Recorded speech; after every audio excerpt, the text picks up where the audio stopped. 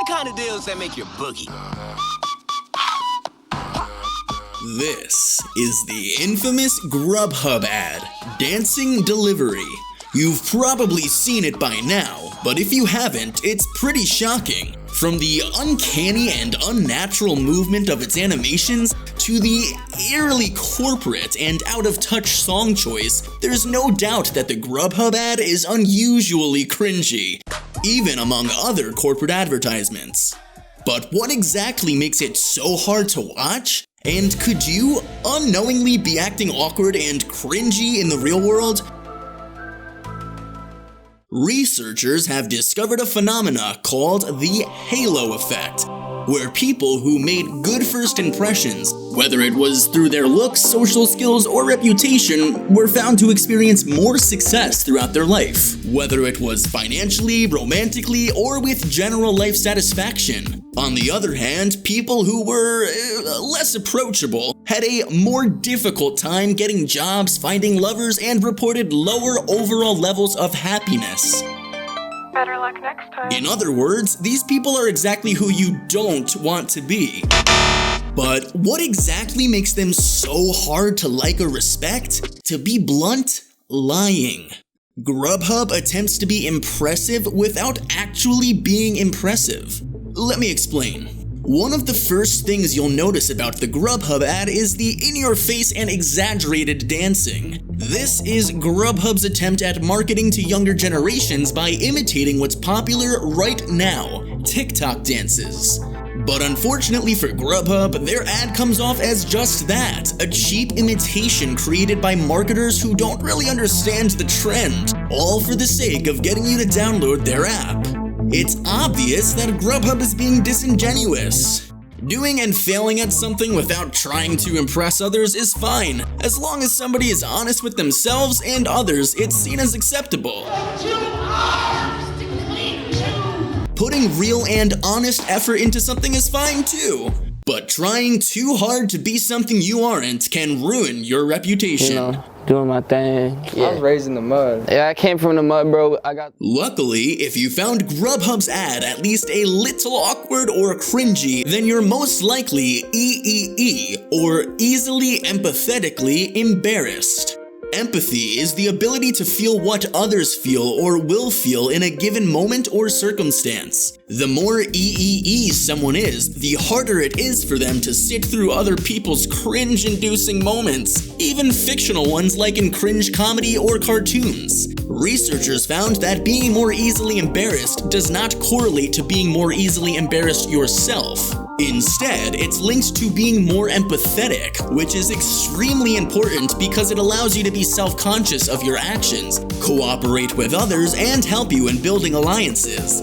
Feeling awkward shows that you understand what smooth social exchanges look like. Now we know why we find some things cringe. But what causes us to physically squint our eyes? Researchers found that mistakes made during social interactions actually activate the secondary somatosensory cortex and dorsoposterior insula areas of the brain, the same areas of the brain that are also connected to the feeling of physical pain. In a similar way, the same part of your nervous system that energizes you to deal with physical threats, famously known as the fight or flight system, is also activated by awkward or embarrassing social encounters. This is the reason why people cringe both when they get a paper cut and when they see something, well, cringe.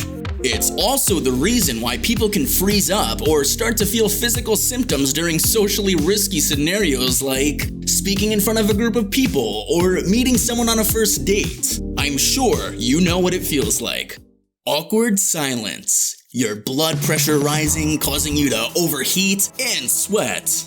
Oxygen is needed for fighting and running, so breathing gets heavier and digestion shuts down, causing nausea and butterflies in your stomach. Your body instinctively contracts into a protective fetal position, and fighting that reaction to look normal makes you shake. Blood vessels in your extremities contract to prioritize internal organs, leaving you with cold fingers, toes, and nose. Unfortunately, these symptoms don't alleviate awkwardness, they heighten it. So, what can you do about it? Just because we can recognize when we're being awkward or anxious doesn't mean that we can always act to escape it. You have to be able to know what to do when you feel awkwardness setting in.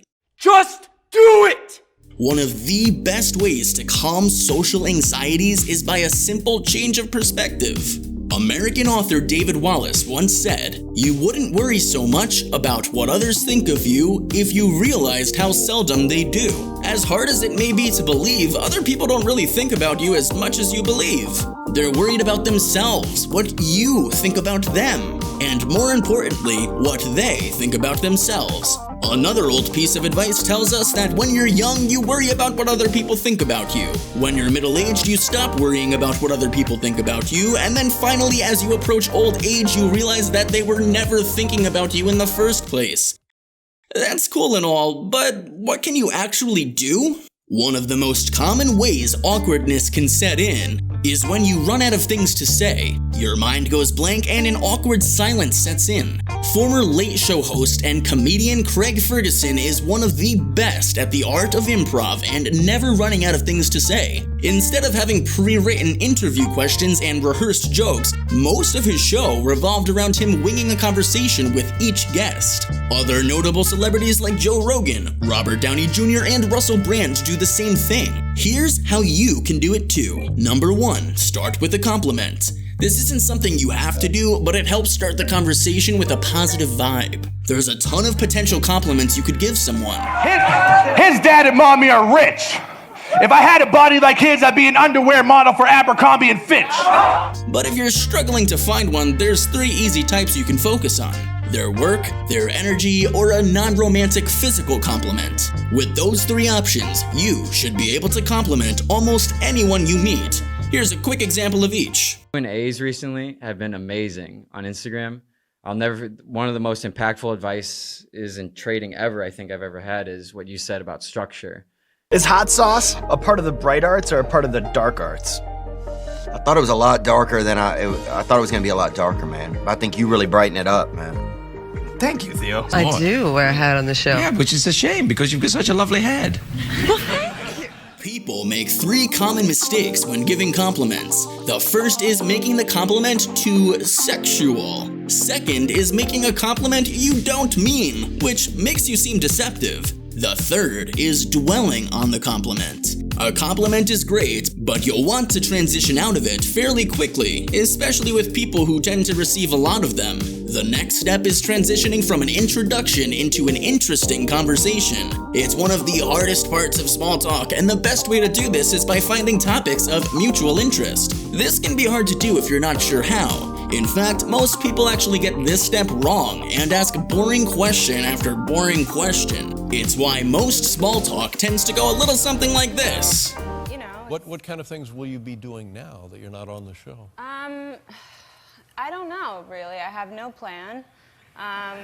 These are boring questions that no one is going to be excited to answer unless they already like you. Instead, go one level deeper. Instead of asking, "Who's Gamora?" ask, "Why is Gamora?" Why questions get someone talking about what they really value deep down. The best part? It's actually pretty easy to do. You just do it in 2 phases. For example, what do you do for work? That's cool. Why did you decide to do that? Or, what's your favorite place to travel to? Followed up with, why is that? Even if the person isn't passionate about the first question, the why questions will reveal what's important to them. Now that you know what's important to them, you can ask a question about something they're much more likely to want to talk about. Another thing you can do to keep the conversation flowing is a technique used by negotiators called mirroring. Ex-FBI negotiator Chris Voss used this method to rescue hostages from criminal abductors. The craziest part is just how simple it is. All you have to do is repeat the last 1 to 3 words that a person says, word for word. Definitely don't do this after every sentence, but if you happen to want to make someone feel understood, mirror their last 3 words and see what happens. Congratulations! You now know what causes awkwardness and how to avoid it. If you enjoyed this video, make sure to hit that like button and share it with your friends. For more videos like this, hit the subscribe button and remember to click on the notification bell. Also, be sure to check out our other videos as well. Thanks for watching!